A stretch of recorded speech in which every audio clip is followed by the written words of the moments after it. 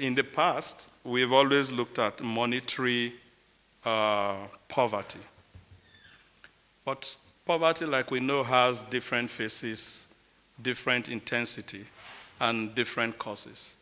And it is for this reason that we went around the 109 senatorial districts in Nigeria to carry out those surveys and to be able to say specifically where this hardship is. The results clearly show that poverty, at least 72% of poverty is in the rural areas. It also shows clearly that Sokoto State is leading in poverty with 91%. But the surprising thing is Bayelsa being the second in terms of poverty rating in the country.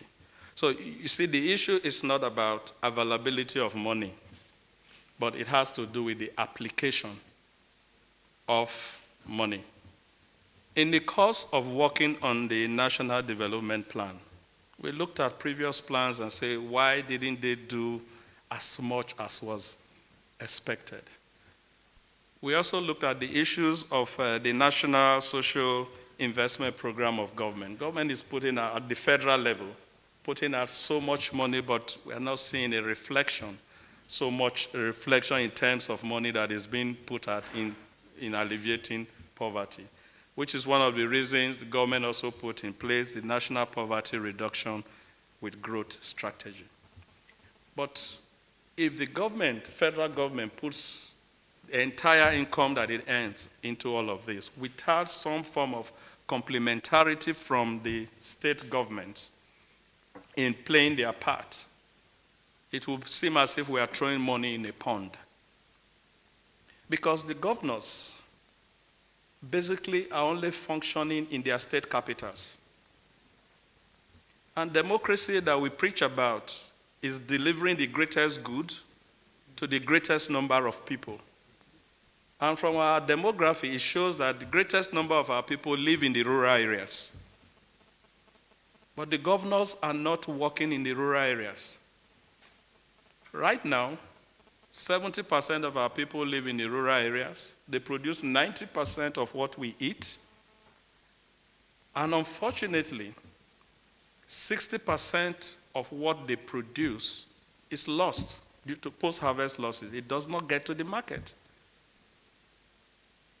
When we talk about food prices, like I mentioned right now, as driving inflation, prices of food at the farm gates are low.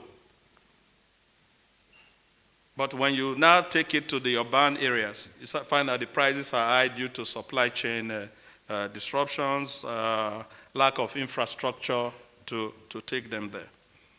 I think on the federal government side, we are doing our best, but we need to push that rather than governors continue to compete to take loans to build airports that are not necessary, where they have other airports so close to them, or governors now competing to build flyovers all over the place, and we applaud them.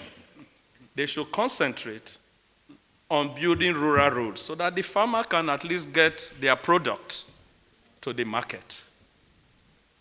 And you find that if they do that, and with the new policy in the National Development Plan that talks about taking power to the rural areas, especially off-grid power that can easily be put there, you begin to attract industries to those areas for value addition. UNIDO report shows that in terms of employment, the MSMEs employ 70% of our people. So you can imagine how much progress we will make when you find that there are roads, there is power in these rural areas. And in terms of agri, federal government doesn't have a land that they would plant. Government has pushed for the Anchor Borrowers program. And that is going on very well. But the states control land. The states are the ones to provide land for agriculture. They are not investing in that. They would rather build skyscrapers in a city where people will see and clap, but the skyscrapers will not put food on the table. Like I always say, if you look at the Abraham Maslow's hierarchy of needs, he says you have to take care of the basic needs of individuals first before you begin to talk about self-actualization.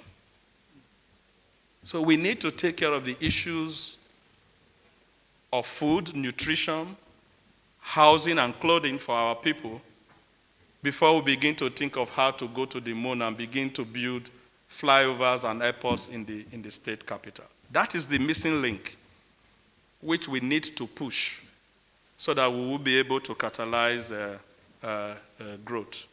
But continuing to say federal government or my sister Zainab and I, what are we doing?